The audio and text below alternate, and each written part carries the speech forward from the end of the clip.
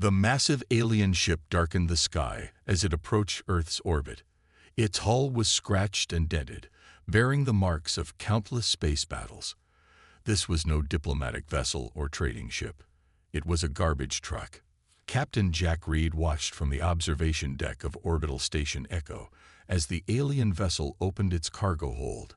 A cloud of space junk tumbled out, broken engine parts, twisted metal panels, shattered computer cores, and other bits of technology Reed couldn't even name. "Another delivery from our generous galactic neighbors," he said dryly. Lisa, his second-in-command, stepped beside him. "Third one this week. The Galactic Council must be cleaning house." Reed nodded. 10 years ago, when humans first achieved faster-than-light travel, they'd been shocked to discover they weren't alone in the universe. Even more shocking was learning their place in the cosmic order. Earth wasn't invited to join the Galactic Council as equals. Instead, it was designated as Disposal Zone 7, the bottom of the interstellar hierarchy. "Start the collection drones," Reed ordered, "and tell Marcus to prep the sorting bay." In the 3 years since Reed had taken command of Earth's largest orbital scrapyard, he'd learned to make the best of a bad situation. The aliens might see Earth as a trash can, but Reed saw opportunity in every piece of discarded technology. Marcus Gray, chief engineer of Echo Station, whistled as the sorting conveyor brought in the latest haul. His thick hands, calloused from years of mechanical work, picked through circuit boards and power cells with surprising gentleness. "Well, what do we have here?" he murmured, holding up a small hexagonal device.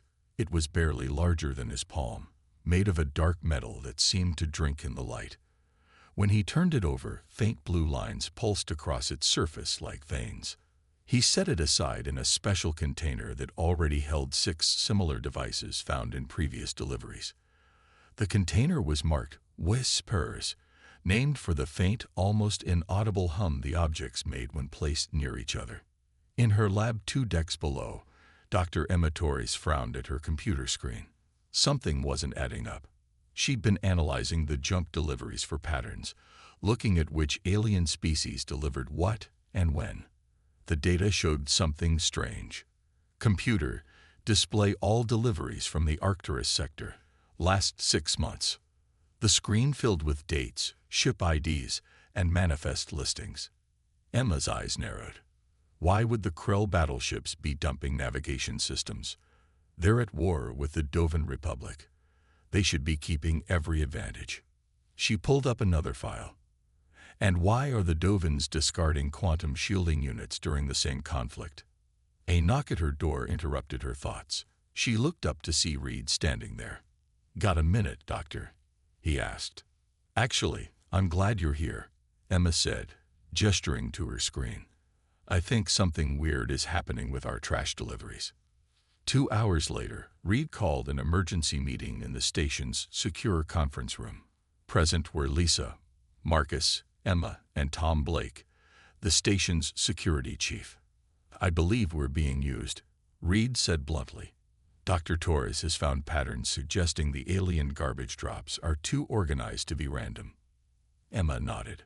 "Certain technologies are being systematically discarded by multiple species, often components that should be valuable to them. And there's this." She displayed a hologram showing the hexagonal devices Marcus had collected. "These components all connect to each other, creating what looks like a network. But they've been delivered by 6 different species over 8 months. That's no coincidence," Blake said, his security training making him instantly suspicious. Marcus scratched his beard. "Those whisper devices give off energy readings unlike anything in the Council's published tech catalogs. Why dump advanced tech on a backwater planet like ours?" Reed's communicator beeped. "Captain, we have an unauthorized shuttle approaching Docking Bay 3, came the voice of the station's traffic controller. Blake was on his feet immediately. "Security teams to level 3. The alien who emerged from the shuttle was tall and thin, with pale blue skin and 4 arms. He wore no council insignia or species markings. "I am Vex," the alien said in perfect English. I must speak with Captain Reed. Immediately. Privately. After a thorough security scan revealed no weapons, Reed agreed to meet with the visitor alone. You have been collecting the whisper nodes, Vex said without preamble once they were behind closed doors. Reed kept his face neutral. I don't know what you're talking about. Vex made a sound like gentle laughter. Please, Captain. I helped design the delivery schedule. Certain factions within the Council have been working to help humanity without the others knowing. Why would anyone on the Council help us? They treat Earth like a cosmic landfill. Politics, Vex said simply. The Council is not united. Some of us believe humanity has potential. Others fear that potential and work to keep you weak. The trash designation was their idea. Keep humans busy sorting garbage while limiting your access to advanced technology.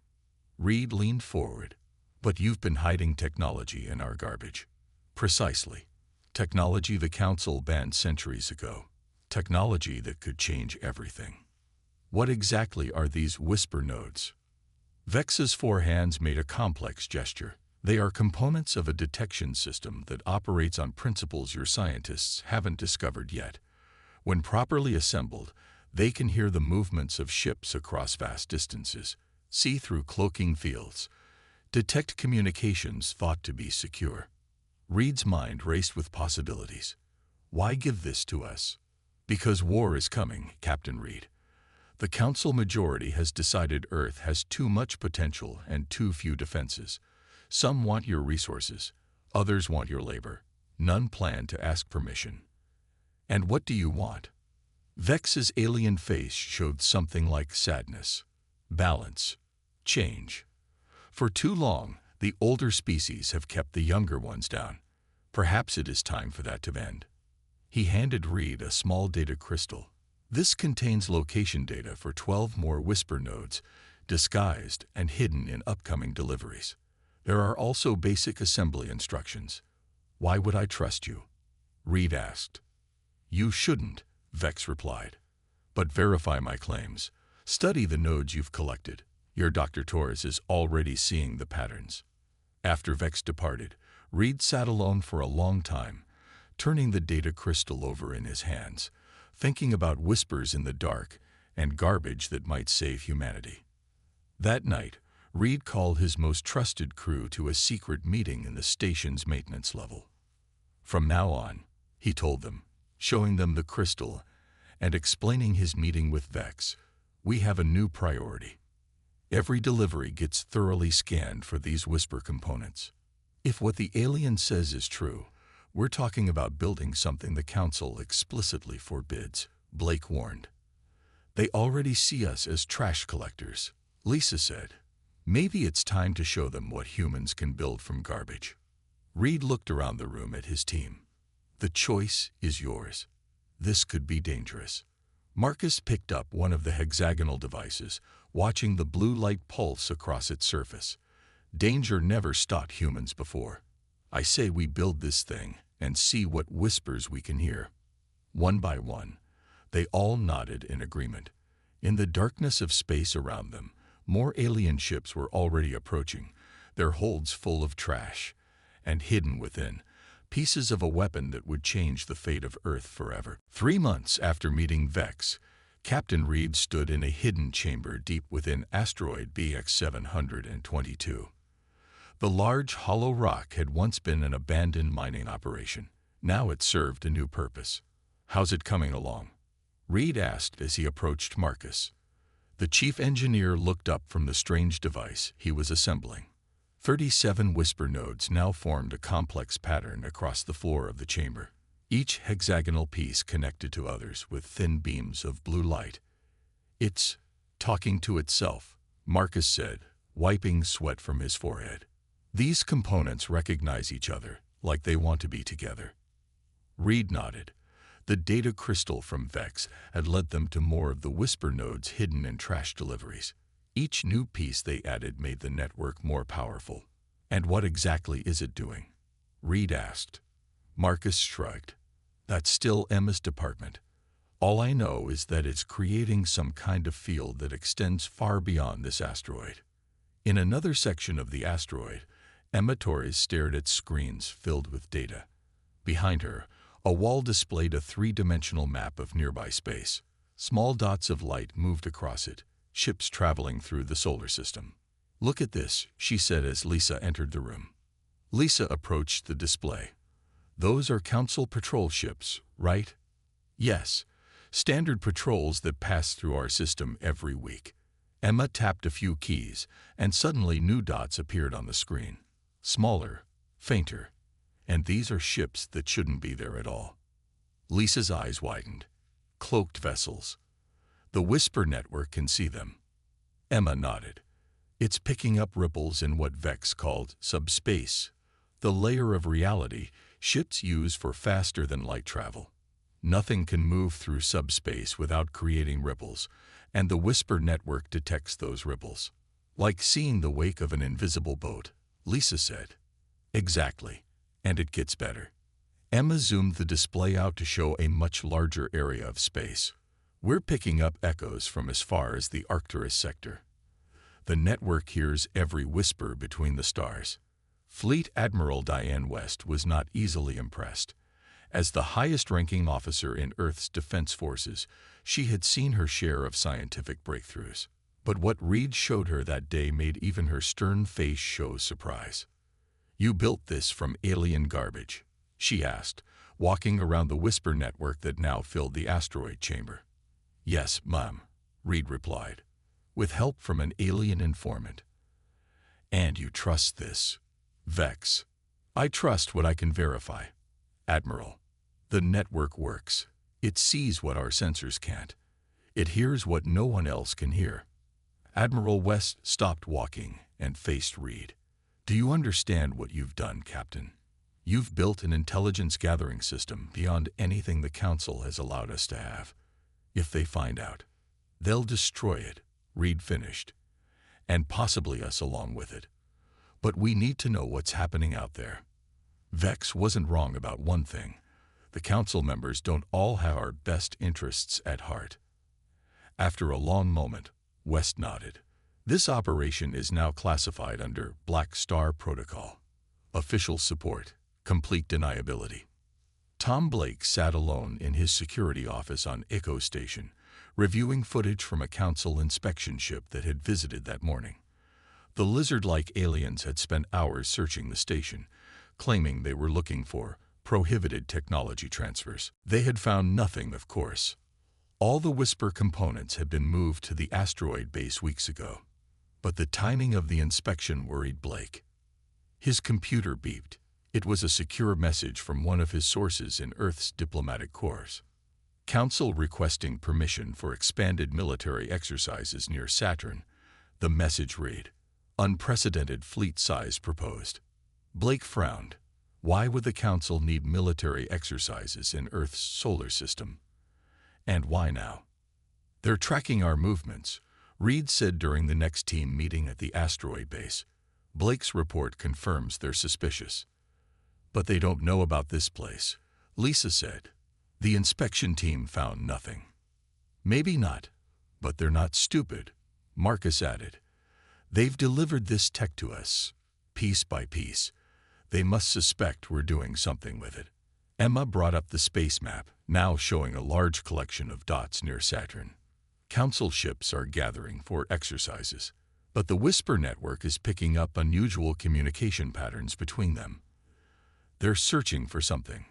Reed turned to the newest addition to their team, Kate, a linguistics expert who had been analyzing the alien communications captured by the Whisper network.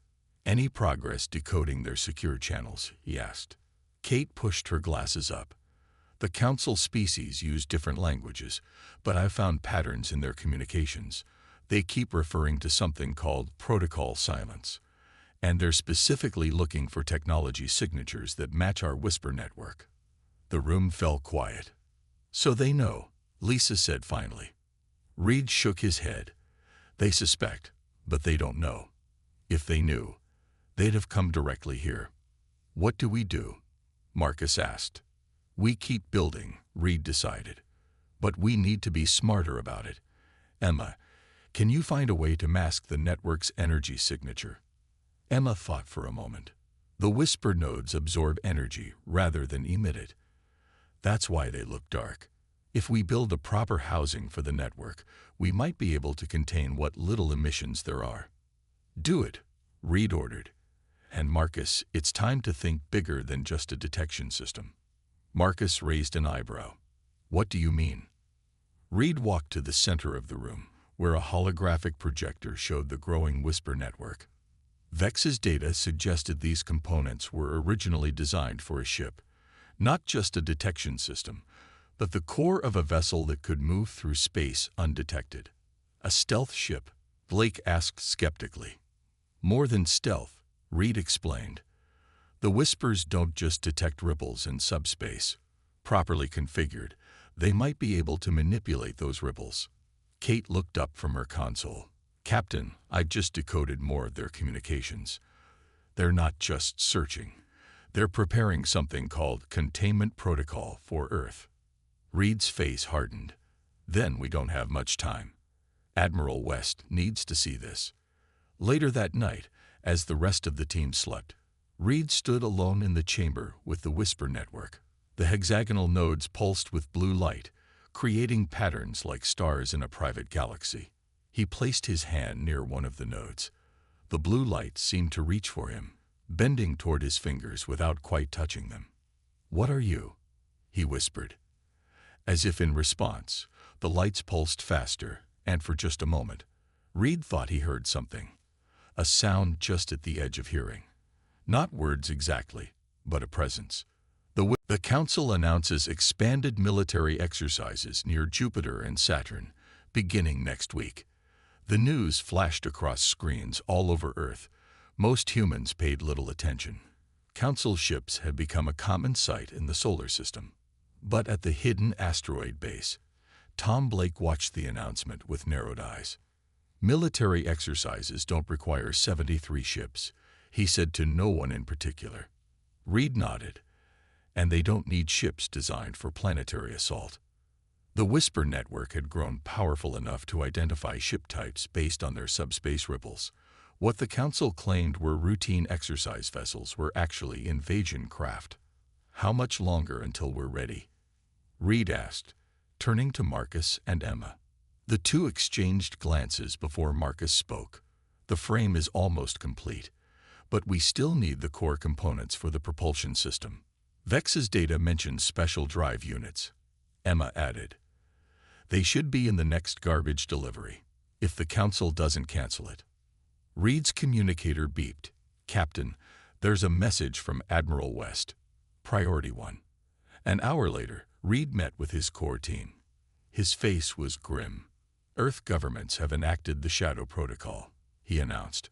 All defense forces are on high alert. The Council's exercises have been recognized as the threat they are. About time, Blake muttered. What does this mean for us? Lisa asked. It means we get full resources, Reed said, and a deadline. We have 10 days to make this ship operational. 10 days. Marcus sputtered. Captain, that's impossible. We've barely finished the outer hull. Earth doesn't have longer than that, Reed replied firmly. Admiral West has seen the latest whispered network data. There's a massive fleet assembly happening beyond Pluto. The ships near Jupiter are just the advance force. The room fell silent as the reality of the situation sank in. We'll need more people, Emma said finally. Reed nodded. Each of you, pick your best 3 people from Echo Station. People you trust completely. We bring them here tonight. 3 days later, the asteroid base hummed with activity. 27 people now worked around the clock, assembling what had once been trash into humanity's most advanced vessel. In the main construction bay, the ship was taking form. It was unlike any human craft. Sleek and black, its hull seemed to drink in light rather than reflect it. The shape was oddly organic, like a predator from the deep ocean. Marcus supervised a team mounting the last of the whisper nodes into a spherical chamber at the heart of the vessel. Careful with that, he shouted as a technician nearly dropped one of the hexagonal devices. Each one is irreplaceable. Nearby, Emma and Kate worked on integrating their findings into the ship's systems. The Whisper network isn't just a detection system, Emma explained to Reed as he checked on their progress. It's a way to move through subspace differently than normal ships. Different how? Reed asked. Kate looked up from her computer. Normal ships punch through into subspace, creating those ripples we detect. But these Whisper nodes, they slit between the layers of reality. Like a ghost passing through a wall. A ghost ship, Reed mused. More like a shadow, Emma corrected. It moves through the dark places between stars without disturbing them. That's why the Council banned this technology. A ship like this could go anywhere, hear anything, and never be detected. Unless you know exactly what to listen for, Reed finished the thought. On the 6th day, the garbage delivery they were waiting for finally arrived at Echo Station. Blake personally supervised the collection and sorting, finding the drive components hidden among broken engine parts from a Krell battleship. By the time he returned to the asteroid, the Council had announced that their exercises would be extended and expanded. They're stalling, Blake told Reed as they rushed the components to Marcus, waiting for their main fleet to get into position. Then we'd better hurry, Reed said grimly. On the 8th day, disaster nearly struck. A Council scout ship changed course unexpectedly, heading directly toward their asteroid. They must have detected something, Blake said, watching the approaching dot on their screens. Shut down all systems, Reed ordered. Everything except life support. For 6 tense hours, they waited in near darkness as the Council ship passed within 50,000 kilometers of their position. Only the Whisper network remained partially active, its components absorbing energy rather than emitting it. They're moving away, Lisa finally reported. Reed breathed again. They didn't see us, but they were looking for something. We're running out of time. On the 10th day, Admiral West arrived personally to inspect their progress. The ship, now named Nightingale after the Earth bird known for its beautiful song in darkness, was nearly complete. It doesn't look like it could stand up to a Council destroyer, the Admiral observed, walking around the Nightingale's sleek hull. It's not meant to, Reed explained. The Nightingale doesn't fight conventionally. It moves where other ships can't go and sees what they can't see. West nodded slowly. Our intelligence suggests the Council will begin their actual invasion in 3 days. Will it be ready? It has to be, Reed replied. That night, as final preparations continued, Reed found himself drawn to the core chamber of the Nightingale. The Whisper nodes now formed a perfect sphere at the heart of the ship, pulsing with blue light. As he approached, the light seemed to reach out to him, just as it had done before.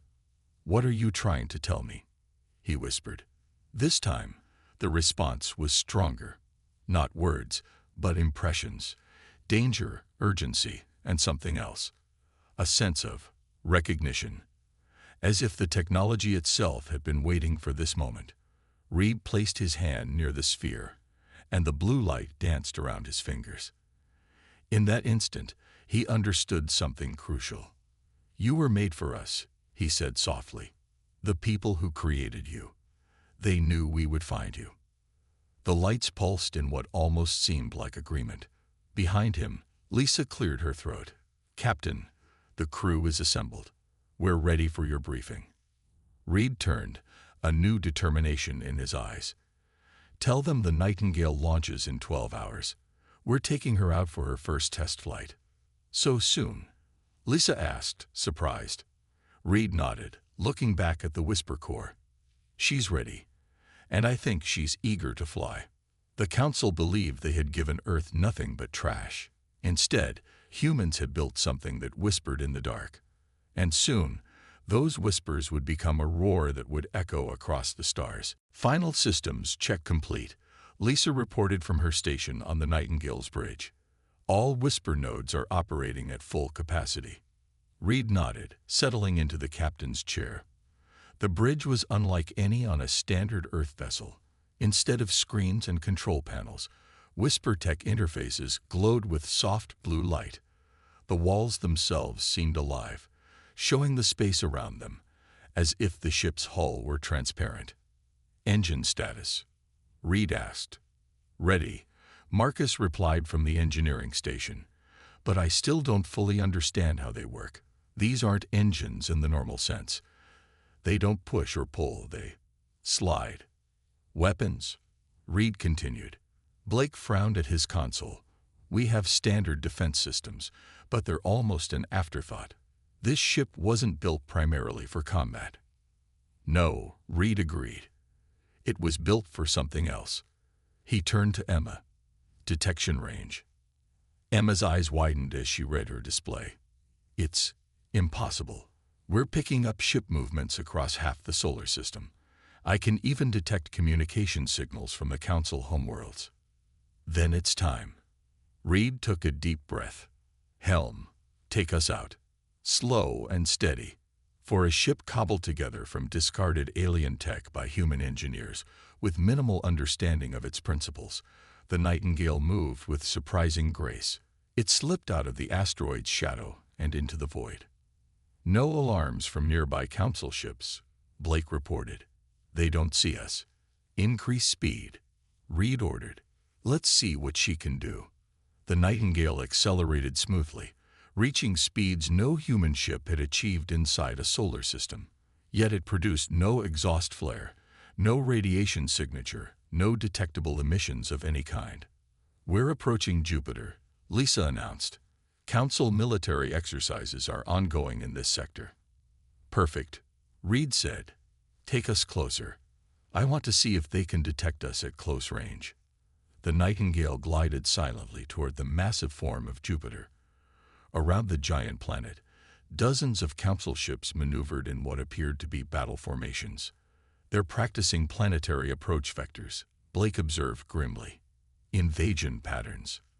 As they watched, a Council command ship emerged from behind one of Jupiter's moons. It was massive, easily 10 times the size of the Nightingale. "Hold position," Reed ordered. "How close are we?" 50 kilometers, Lisa replied. "Well within their standard detection range." "And they've got no idea we're here," Marcus added with a note of wonder in his voice. Reed studied the Council ship through the Nightingale's transparent walls. "Emma, what can you tell me about their communications?" Emma was bent over her station, focusing intently. "I'm picking up everything. Internal ship communications, orders to the fleet, even personal messages between crew members. The whisper nodes aren't just hearing them. They're translating in real time." "And?" Reed prompted. Emma looked up, her face pale. "It's not exercises, Captain. It's staging. The main fleet is almost in position beyond Pluto. They're planning to attack in less than 48 hours. Targets: major population centers first, then military installations." Emma swallowed hard. "They're talking about resource extraction and population management. They're not planning to destroy Earth. They want to harvest it." A heavy silence fell over the bridge. "There's more," Kate added from her station.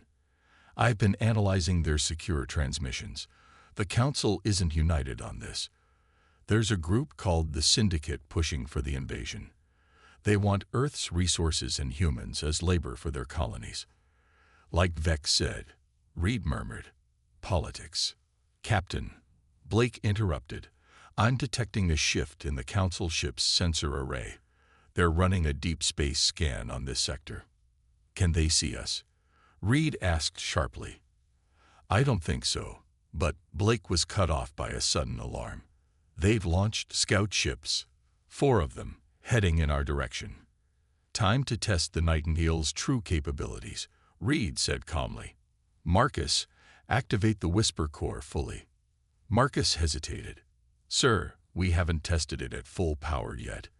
The effects could be." "Understood. Do it anyway." Marcus nodded and adjusted controls on his panel. In the center of the ship, the sphere of whisper nodes pulsed brighter. The blue light spread through the ship's systems, and the bridge illumination dimmed momentarily. "What's happening?" Lisa asked. Reed felt a strange sensation, as if the ship itself had become less solid. The transparent walls showing the space around them took on a ghostly quality. "We're phasing," Emma whispered, checking her instruments, partially out of normal space. "The scout ships are still approaching," Blake reported, "but their scan patterns are erratic. They know something's here, but they can't get a lock on us." "Take us away," Reed ordered, slow and steady. As the Nightingale began to move, one of the scout ships suddenly changed course, heading directly toward them. "They've spotted us," Blake shouted. "No," Emma countered. "They've spotted something. The distortion perhaps, but not us specifically." The scout ship fired a warning shot, a beam of energy that passed through the space where the Nightingale floated.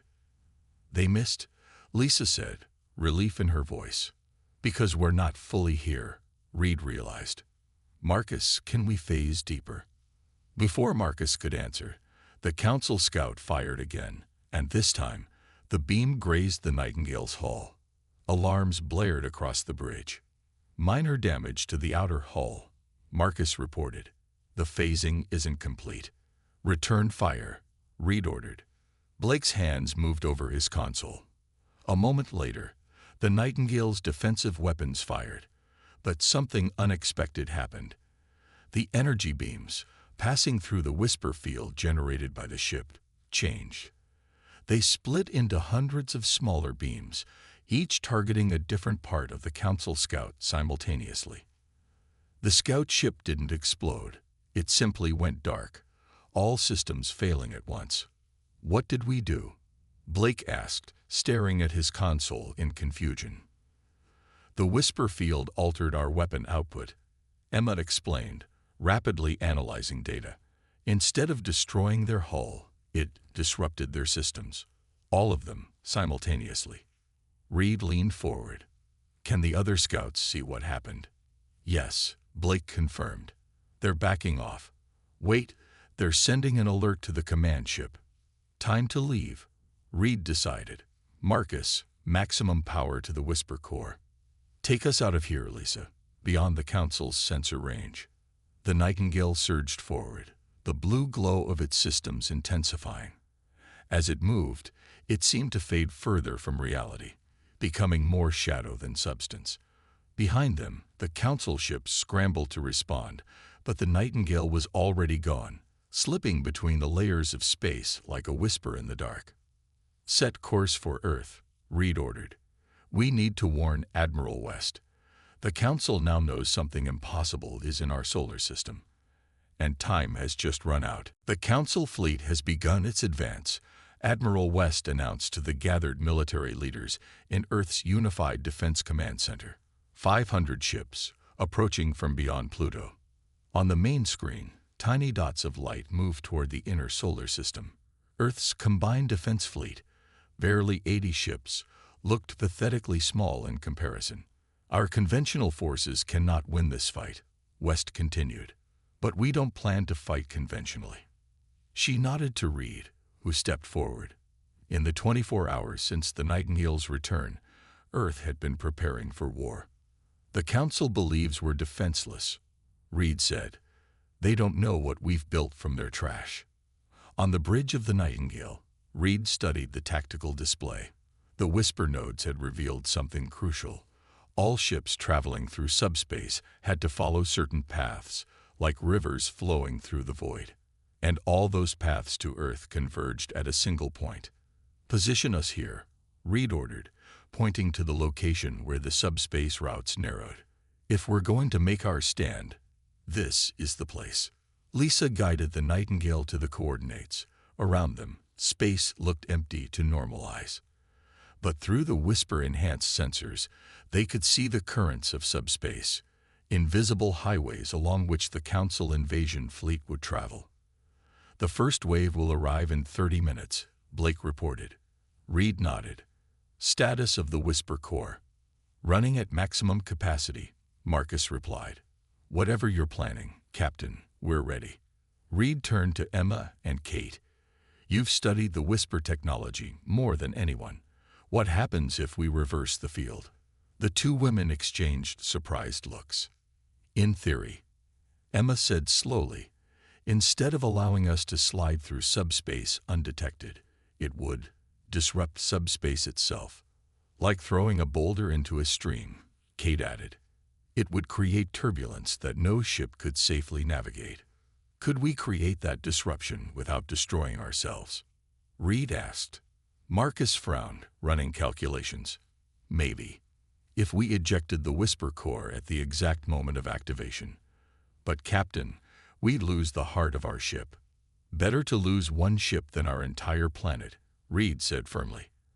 As the Council fleet approached, the Nightingale waited silently. Through their enhanced communications, they could hear the Syndicate commanders confidently discussing how they would divide Earth's resources. They don't even consider us a threat, Blake said bitterly. Good, Reed replied. That's our advantage. The first wave of the invasion fleet, 100 ships strong, entered the subspace convergence point. The Nightingale's sensors showed them clearly, still unaware of the human vessel hiding in their midst. Now, Reed ordered. Marcus activated the final sequence. The Whisper core, the heart of the Nightingale, began to pulse faster than ever before. The blue light turned almost white with intensity. Core ejection in 10 seconds, Marcus announced. Once it's released, we'll have 15 seconds to clear the disruption zone. Reed nodded. Lisa, plot our escape route. Everyone, secure for high-speed maneuvers. 5 seconds, Marcus counted down. 4, 3, 2, 1. Ejection. The core of Whisper nodes, the technology painstakingly collected from alien trash over months, separated from the Nightingale. It floated in space, its light growing even brighter as the reverse field began to activate. Go, Reed shouted. The Nightingale surged away from the floating core, pushing its remaining systems to the limit. Behind them, the Whisper core reached critical energy levels and exploded in a silent blast of blue-white light. But instead of a normal explosion that expanded outward, this one collapsed inward. It created a vortex, a swirling distortion in the fabric of subspace itself. On their sensors, they watched as the Council ships, caught in the disruption, were violently pulled from subspace back into normal space. Ships crashed into each other. Engines failed. Communication systems went dead. It worked, Emma whispered in awe. The entire first wave is disabled, Blake confirmed, checking his readings. And the distortion is still growing. It's affecting the second wave too. From Earth's command center, Admiral West watched as hundreds of Council ships suddenly appeared in normal space, their formations shattered, many of them damaged or powerless. Phase 2, she ordered. Earth's defense fleet, small but prepared, moved in to engage the crippled invasion force. It wasn't a fair fight. And for once, the advantage belonged to humanity.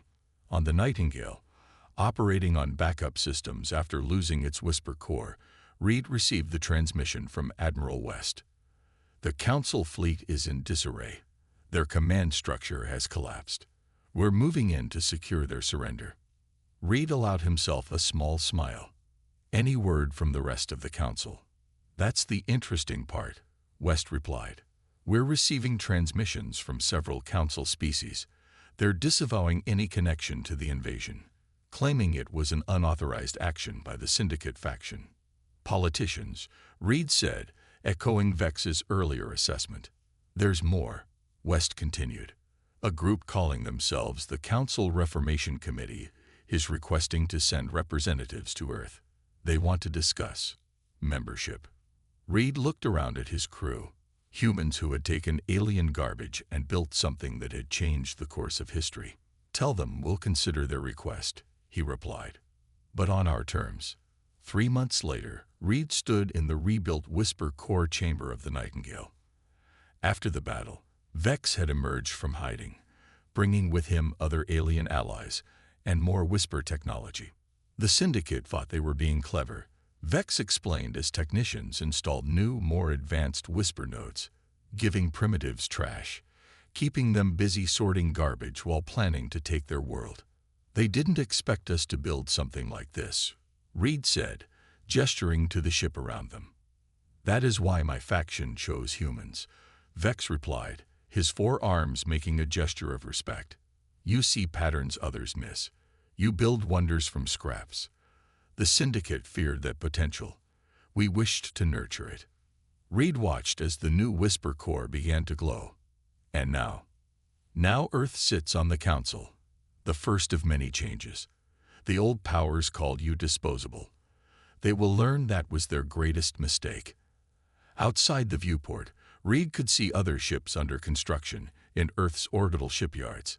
Each one built around Whisper technology, each one named after birds that sang in darkness. Nightingale, Mockingbird, Whippoorwill, Owl. Together, they formed the beginning of what the Council now called, with a mixture of respect and fear, the Whisper Fleet. They had given humans trash. Humans had built something that changed the galaxy. And it all began with whispers in the dark.